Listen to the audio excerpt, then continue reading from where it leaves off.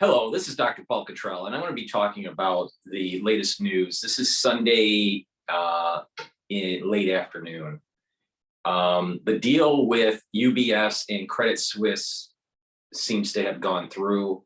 I had approximately, I think it's at just a little bit more than $3 billion.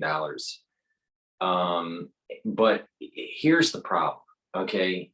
On the surface, it seems as though another bank came in to save a weak bank, a poorly managed weak bank, such as Credit Suisse.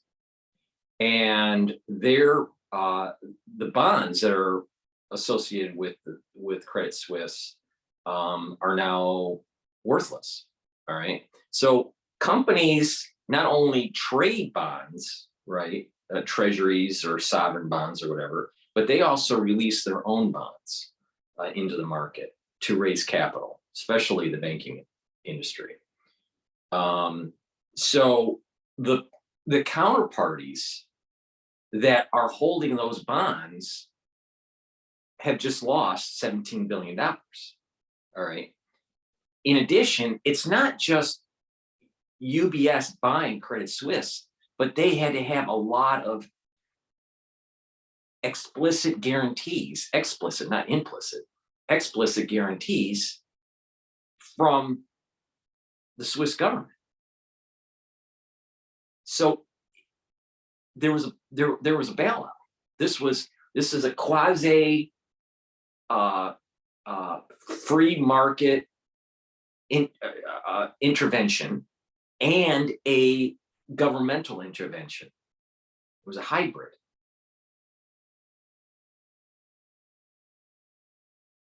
And because it's such a large bank, I believe it's been around for over 160 years. I believe Lehman, when it blew up, was around 180 some years, 84 years, 87 years, something like that, 187, I think it was. So you're talking about institutions that have been around for a long time, all right, and have been part of the fabric of their country or fabric of their society. And once globalization really took hold in the 80s, these banks really ballooned out. They really got big, and they had a lot more exposure, a lot more counterparty risk, and things are more wired where they can collapse much faster. It's more fragile. There's a fragility in the system, right? Now, when you add in technology and the pace of information, the dissemination of information through Twitter or through different news outlets, commentary like myself, many other thousands, millions of people talking, what happens is that it acts kind of like the whole economy is kind of like an organism. And what happens is that through technology and through talking about what could happen, things happen quicker, but things heal quicker also. So it's almost like an immune response to an injury. There has to be hemostasis. Let's say you have a cut, you have a hemostasis, and then then there's an inflammatory state that starts to happen, and then macrophages come in and clean out any bacterial infection or some sort of infection that may be in the wound. And then there's a healing process, a proliferation process, a scarring process, right? So there's these different stages. There's about 4 stages. So we're seeing something very similar. Or another analogy would be an immune system where, as we learn more about how the economy works, we start producing antibodies to those types of scenarios, such as, let's say, Lehman. And now, because of our memory, we have memory cells, as an analogy, but we have kind of like these memory cells in the society, and we, start to rapidly attack the problem, So when government officials, either in the United States or in other countries, or the international banking system, says that, well, it was Twitter and it's Facebook and it's all these social outlets that are creating the bank run.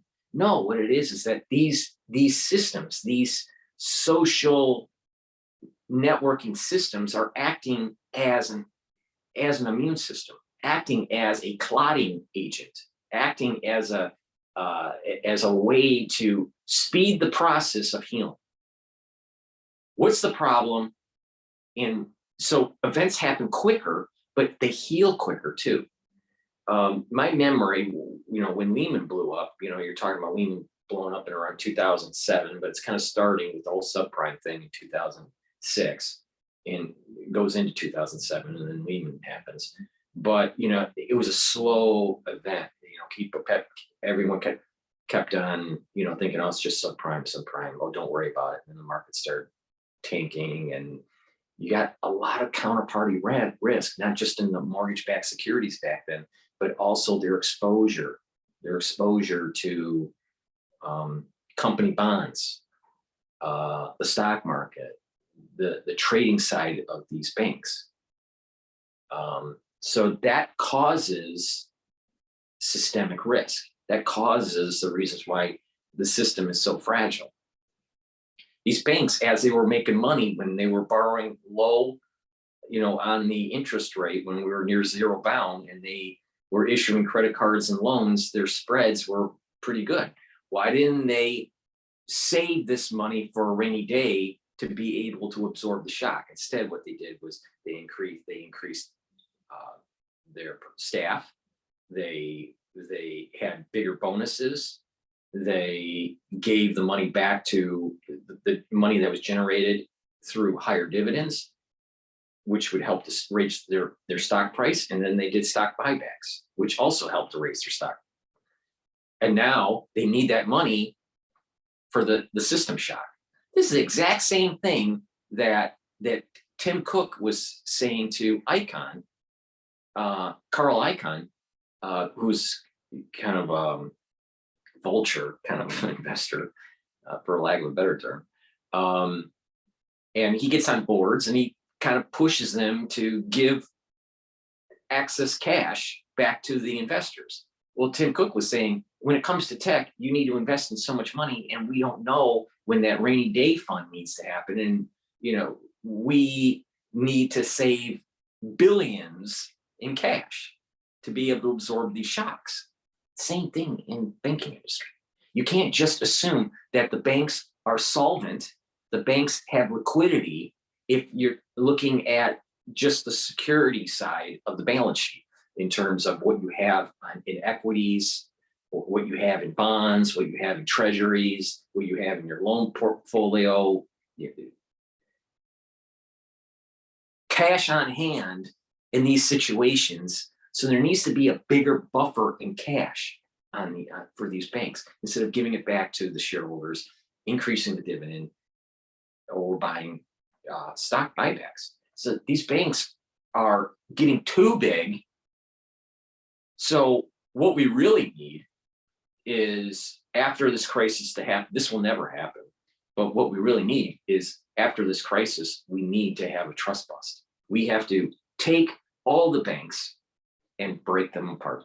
We have to take JP Morgan and break it into 1/10 of its size. So you take 10 JP Morgans. You need to take Goldman Sachs, break them up 1/10 of the size for each of the components.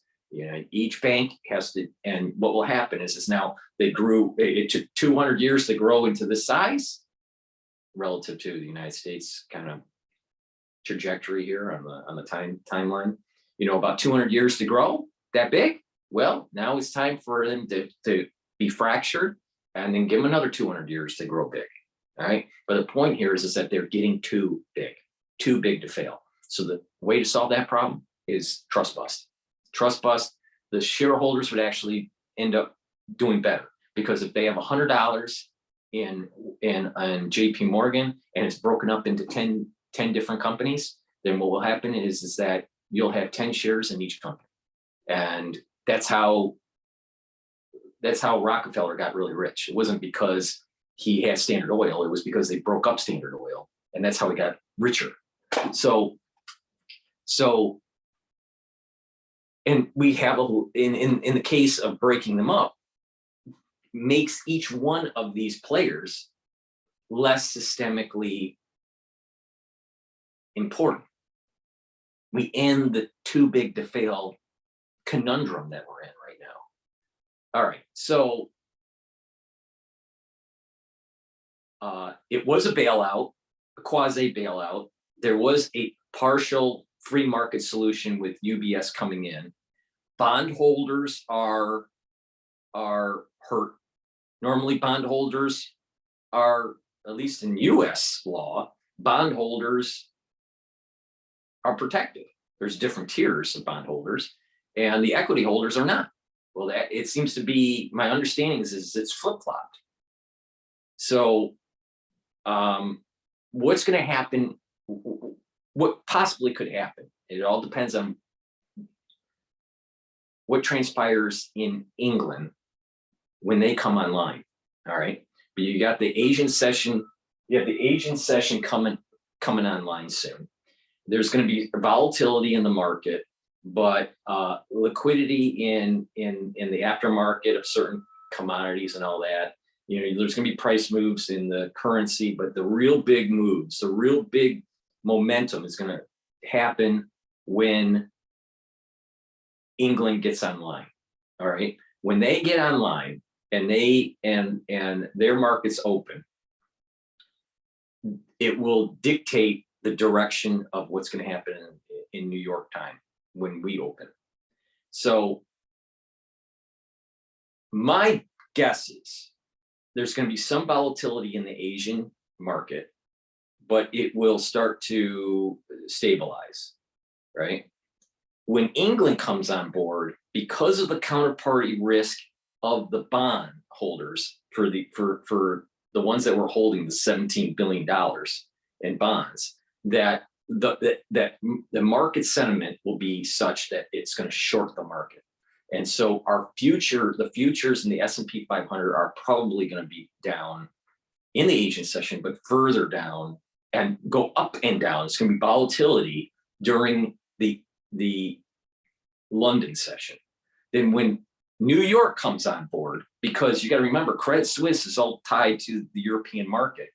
What happens in the European market is going to spill over to what happens in the New York market, in the United States market. Okay, so if things stabilize in Europe, then we'll have a somewhat, not as crazy, but probably a down market in New York. All right, if things get out of control in Europe, we're going to see a heavy sell-off in the United States, and additional news about some of these smaller banks like Comerica and you know, Key Financial, and you know, some of these other institutions. All right, what is starting to happen is it's beyond just a bank run. It's beyond just startups failing and burning down their deposits that were put into some of these banks.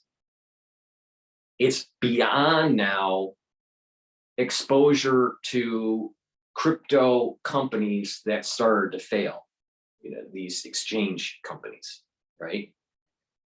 It's beyond the exposure to FTX. So what this means is that it's starting to start moving into the credit market of banks. If Europe is calm or rallies, then we'll be okay. But if they're not, there is going to be an increased probability of news of further bank stress, bailouts, and the commodities market's going to go down. Yen is going to strengthen. The euro is going to go down. Oil is going to go down. The S&P 500 is going to go down. All right. So we're at a fork in the road. It all depends on what is going on in England when they come online. The Asian market, there's not that much liquidity in it. And, you know, in terms of, you know, what happens here, And, you can have a down and then a rally in Europe and then a rally here. So it's kind of a head fake. You get somewhat of an indication, somewhat of a gauge, but it's really England. What happens in England? I'm concerned about another big bank failure, like Deutsche Bank. All right. If you don't remember, just a few years ago, they were having restructuring problems. All right. I don't think that Deutsche Bank is that stable. All right. I don't think that the German government will allow it to fail. But if you start hearing Deutsche Bank might have a problem beyond these little banks, right? These regional banks, then another problem is going to come about. So I am surprised. What was different from the last recording on this to now was I'm very surprised on how the buyout ended up destroying $17 billion of bond holder value. That surprised me.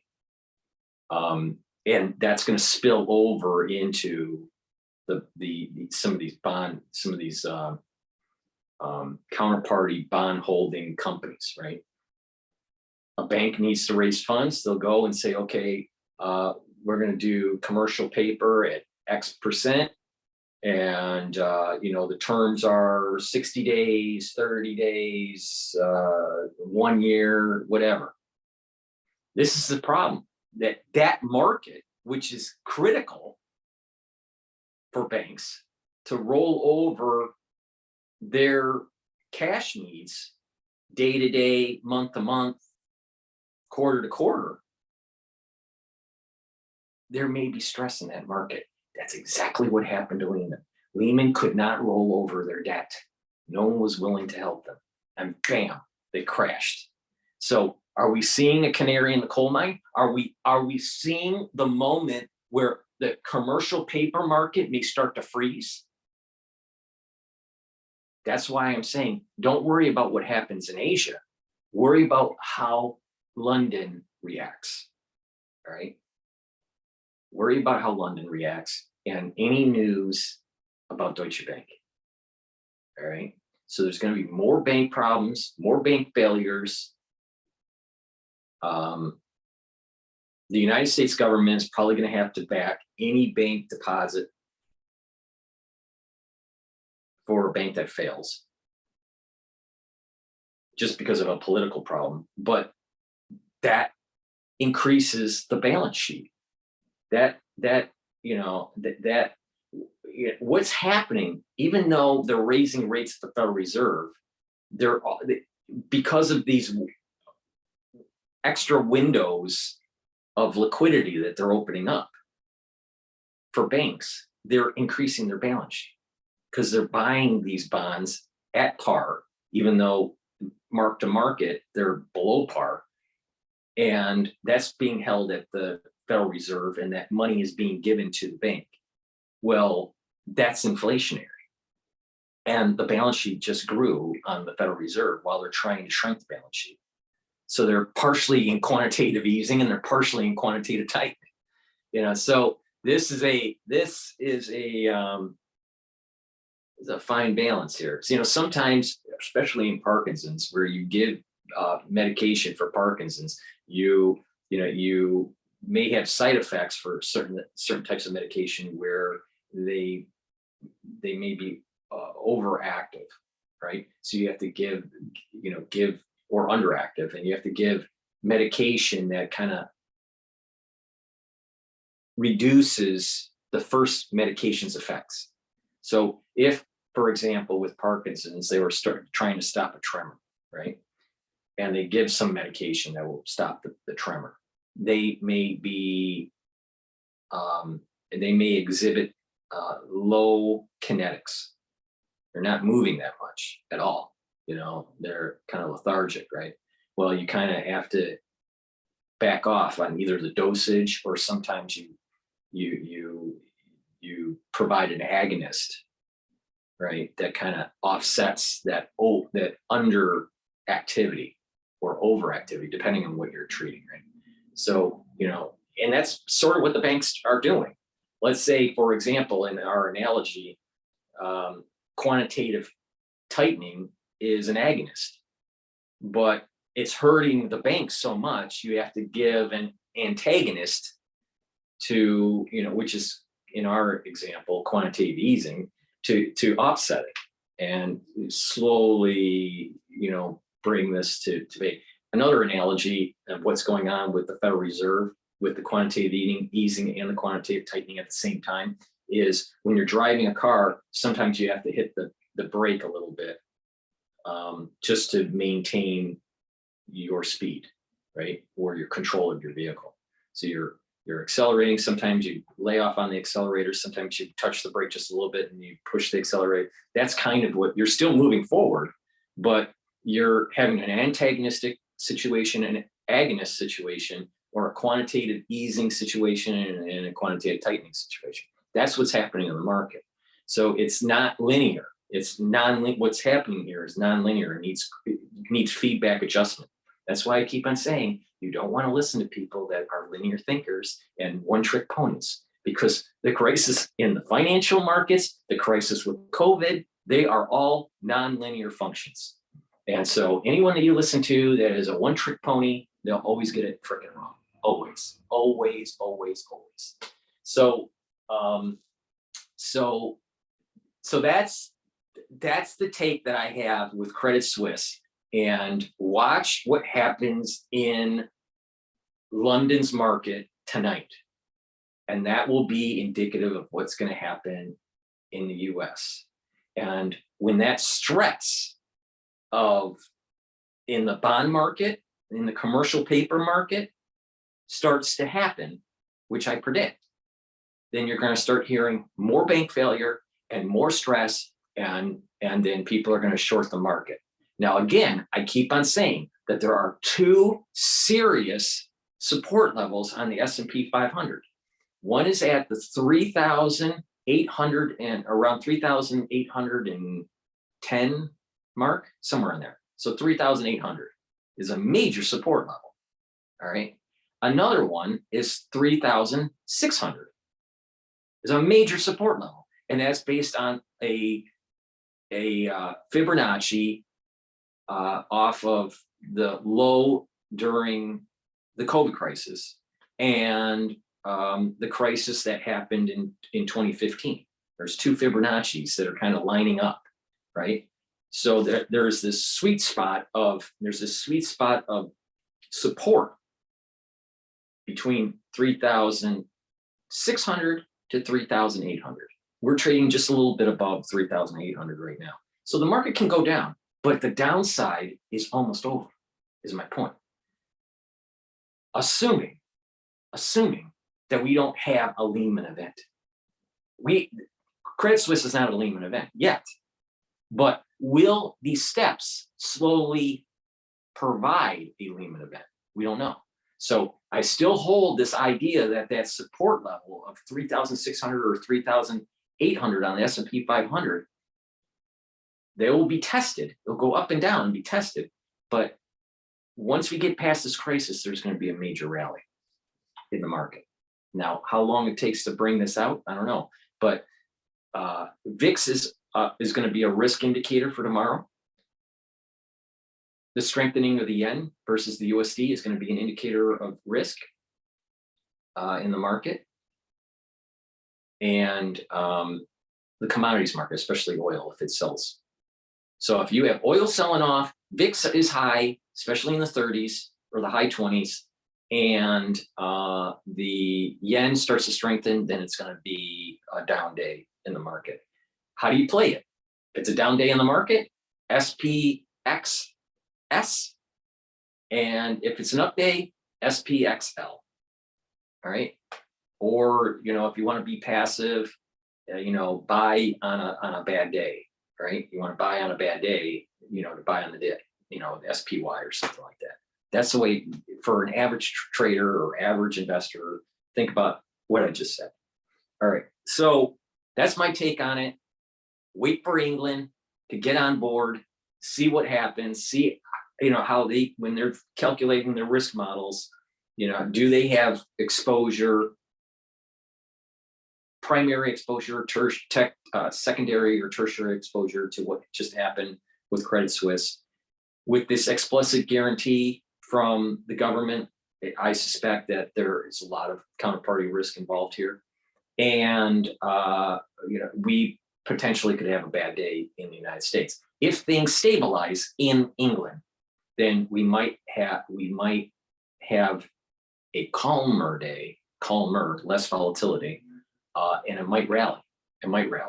But it all depends on what happens in England. That is a key point, and we don't hear any negative news about Deutsche Bank. Thank you for listening. Please subscribe to all my channels. I have 3 YouTube channels. I have 3 other channels. One's on Bitchute, Rumble, and Brighteon. Please subscribe for a nominal fee on my Patreon account. That helps support my work. You can go on my website, the-studio-reykjavik.com. All the links are in the description. Go to the website, donate either through Stripe or PayPal. I also have Buy Me a Coffee links in all my videos. You can donate that way also. And go to the store that I have, the-studio-reykjavik.com, and get the supplements that you need to slow down aging, improve your health, boost up your immune system, and you will fare a lot better through the stress and these crises that are happening on a regular basis. I have a very simple concept, protocol that people can follow.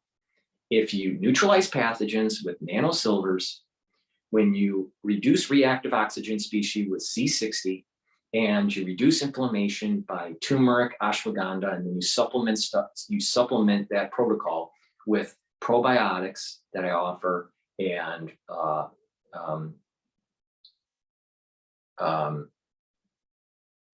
vitamin C and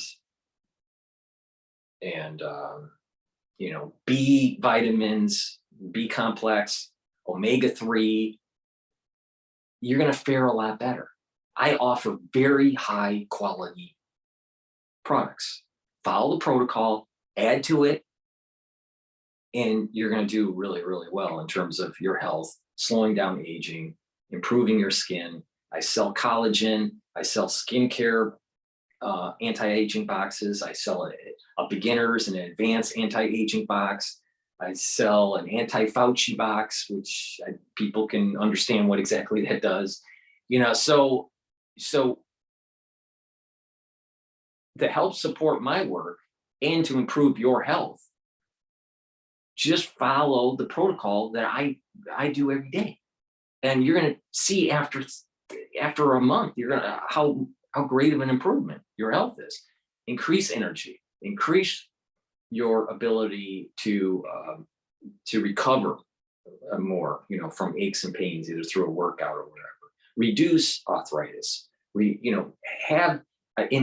Boost your immune system, because if your immune system is constantly fighting because of inflammation, when you do get hit by pathogens, you're not going to have as much energy to fight it. So this is part of the reason why I keep on saying the 3-pillar protocol works. All you got to do is just do it. So just go to the store, the-studio-reykjavik.com, and get the nanosilvers, the C60s, and the supplements that I offer. Digestive enzymes, pre and probiotics, multivitamins, B complex, ashwagandha, sell a lot of stuff. Zinc, you need magnesium and zinc on a regular basis. So take a look at the store, the-studio-reykjavik.com. Use the discount link, or not link, but use the discount code in all caps, discount 5, and it's $5 off any order. Get the toothpaste I offer. It's a nano silver toothpaste that has no fluoride in it. It whitens your teeth. It freshens your breath. It neutralizes pathogens. It reduces cardiovascular disease. And when you use that toothpaste, on the very first day, you will notice a difference compared to any other toothpaste that you've used in your whole life, that is the best toothpaste that you've ever used. I sell the best toothpaste that you can use. And a lot of people don't know, but they buy crap from Walgreens or CVS, or they buy from Alex Jones or whatever. Dr. Paul Cottrell, sells the best toothpaste that you can get. All right. So please go to the store, the-studio-reykjavik.com, and get a few tubes of the toothpaste and improve your cardiovascular health, improve your oral health, neutralize those pathogens that are in your mouth. All right. So please listen to me, listen about the protocol. I will get you through, the bombardment of governments trying to harm our environment and how it affects our body, and how they are harming our financial system and how to manage through it. When I've been covering SARS-CoV-2, I told everyone that there are multiple pillars. There's the financial pillar, the economic pillar, the international affairs pillar, the biological pillar, the civil liberties pillar. This is part of an arc, what I call the Biopatriot Act, and that they will institute things that are going to harm us. Part of the Biopatriot Act is the usherance of a digital dollar. Part of the Biopatriot Act is an usherance of tracking system through the digital dollar, which would be tied to a vaccine passport, medical records, everything, right? That's the direction we're moving in on this. So this banking crisis is one step closer to a central bank digital currency, right? Or what I've been saying for years, a digital dollar or decashing society. We're seeing that crisis evolve, just like we were seeing the crisis start to evolve in late 2019, all right? No one is as accurate and as prophetic, all right, in explaining what is happening and where everything's going, all right? So please go to the store, the-studio-reykjavik.com, use a discount code, all caps, discount 5. You get $5 off, and that's for any order, and that helps support my work. It helps boost your health, and the information I just told you about the market, if you listen, will make you thousands of dollars, all right? If you really pay attention to what I'm saying, all right? And you have the means to be able to deploy some cash into the market. I've told people what to do. Now go do it. Thank you for listening, and have a nice night.